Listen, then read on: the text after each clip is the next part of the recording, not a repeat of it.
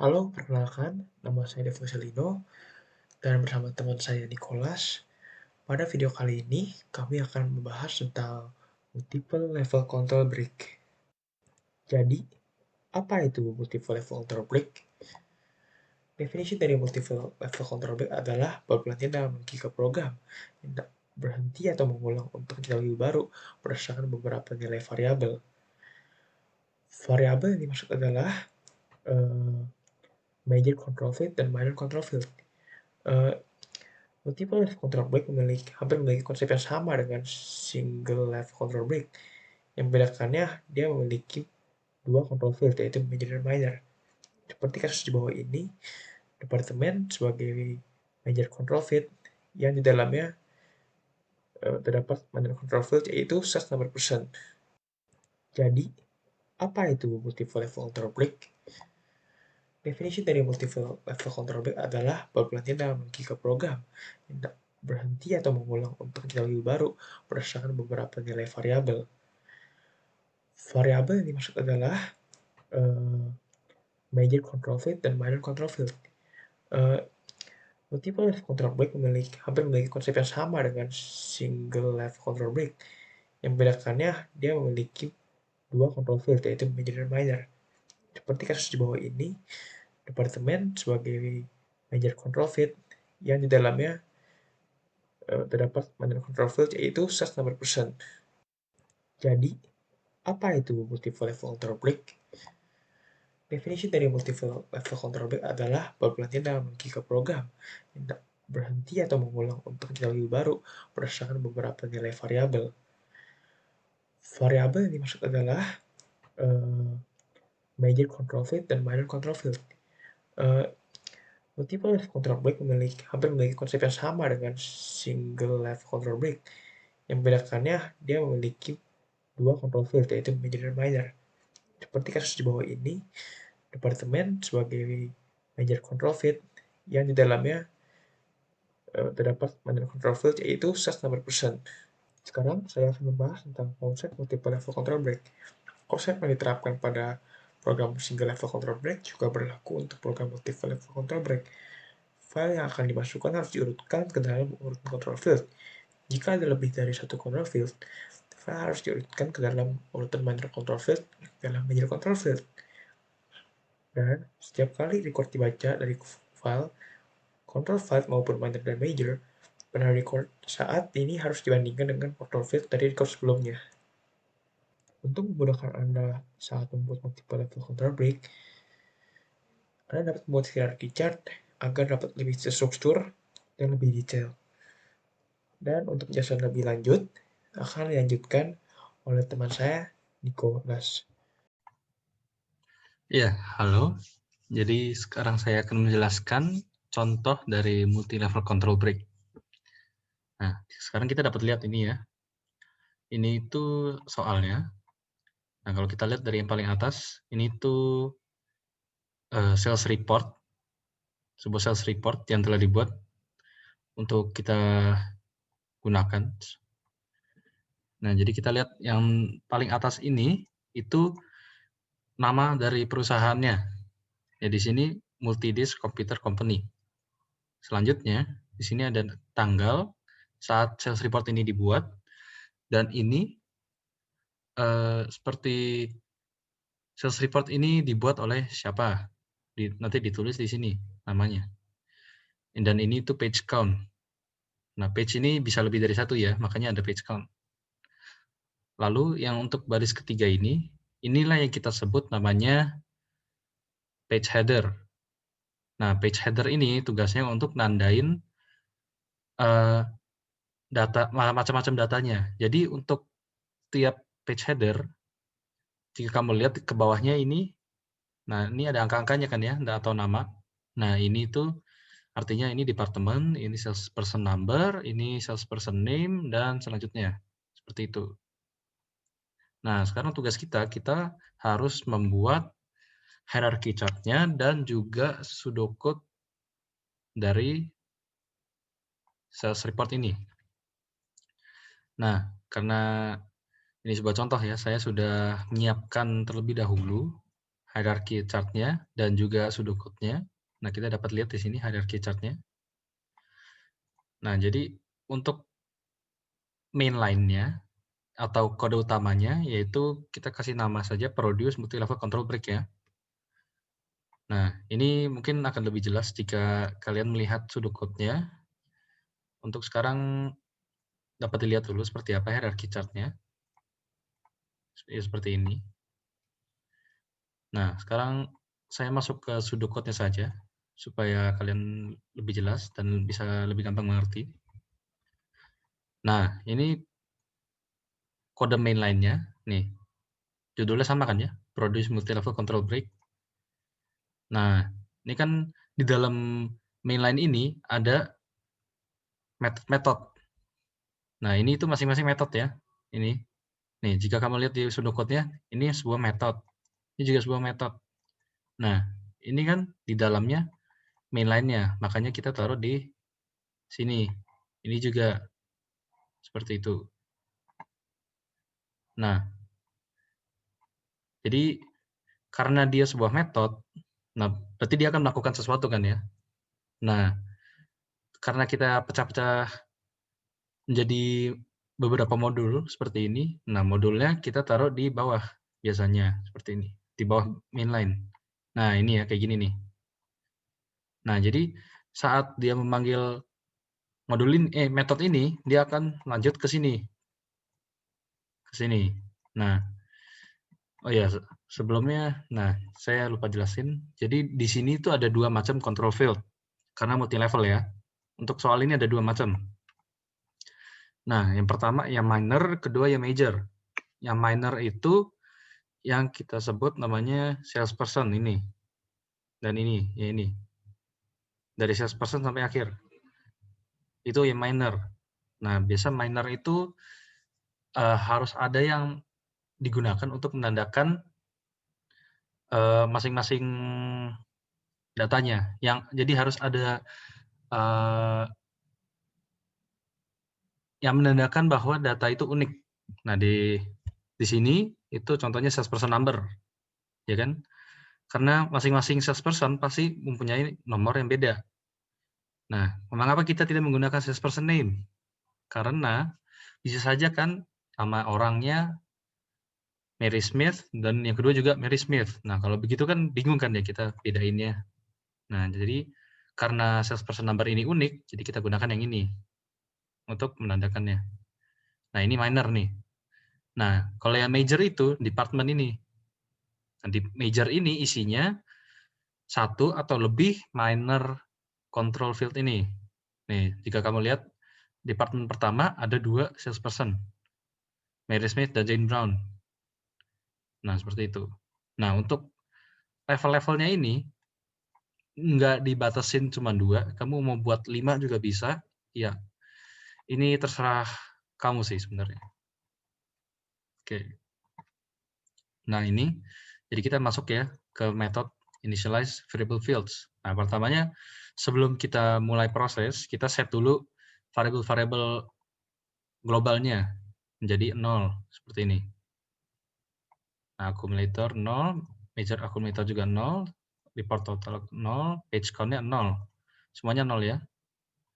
Nah, lalu kita masuk ke print page headings. Nah, page headings ini nih, kamu lihat ya.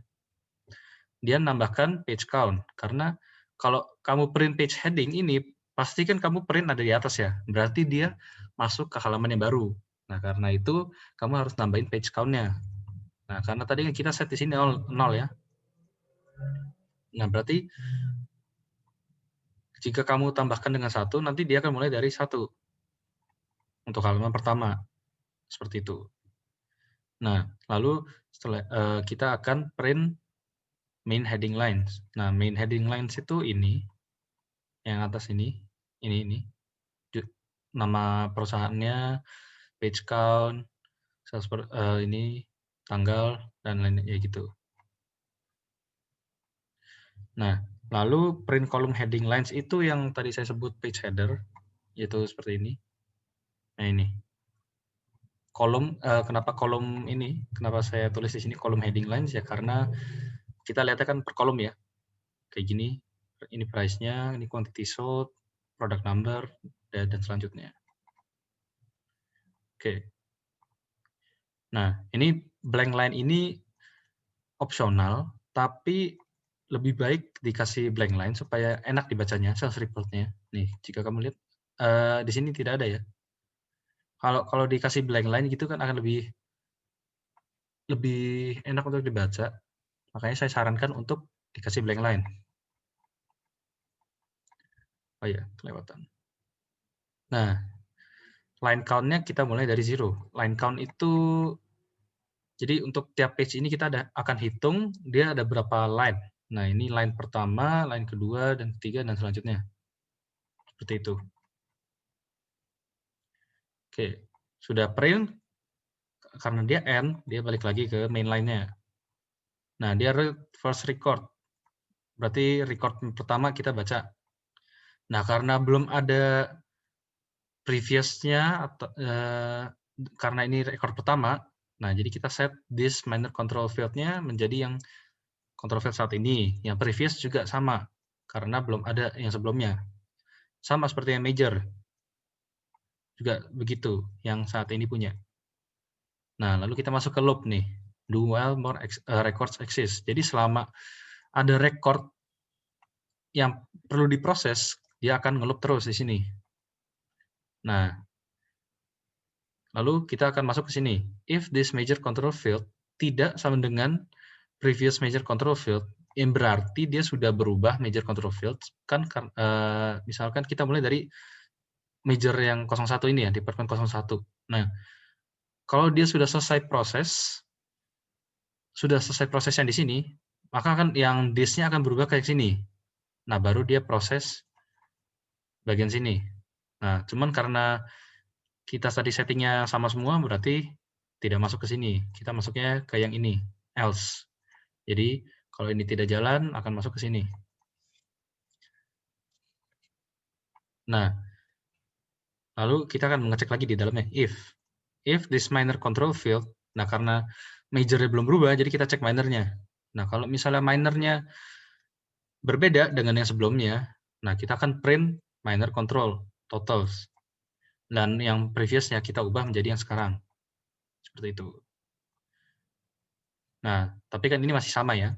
Masih ini record pertama jadi masih sama di sini ya.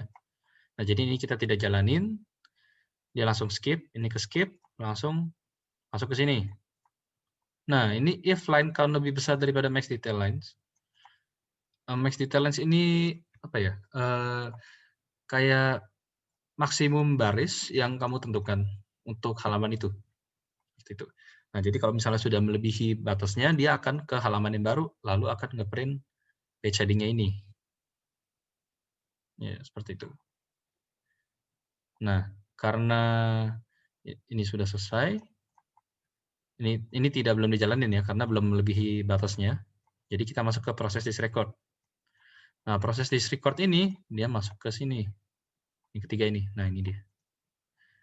Nah, ini perform necessary calculations itu maksudnya ini, seperti ini.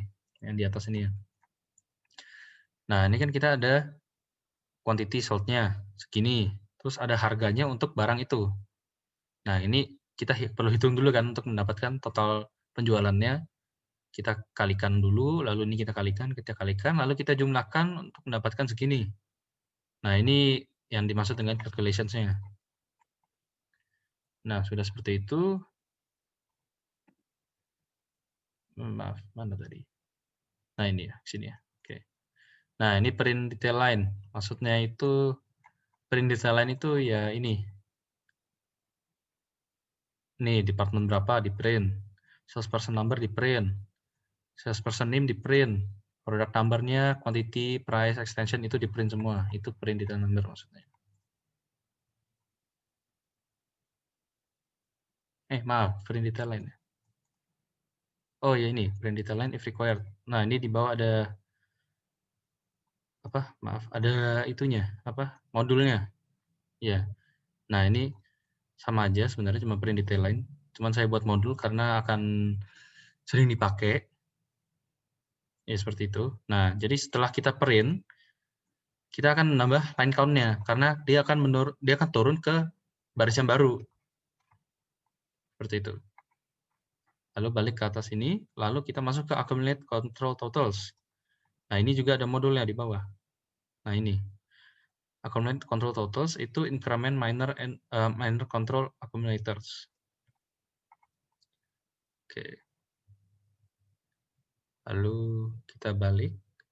Oh ya, maaf. Accumulators ini maksudnya seperti ini. Nah, ini kan kita sudah mendapatkan ini. 120 ini apa kita sudah mendapatkan $20, $40, $60. Nah, ini kita kan mau jumlahin ya.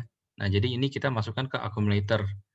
Lalu jika melanjutkan ke minor control field selanjutnya, maka akan ditambahkan juga ke accumulator itu. Nanti jika sudah selesai akan di-print total accumulatornya itu. Nah, ini.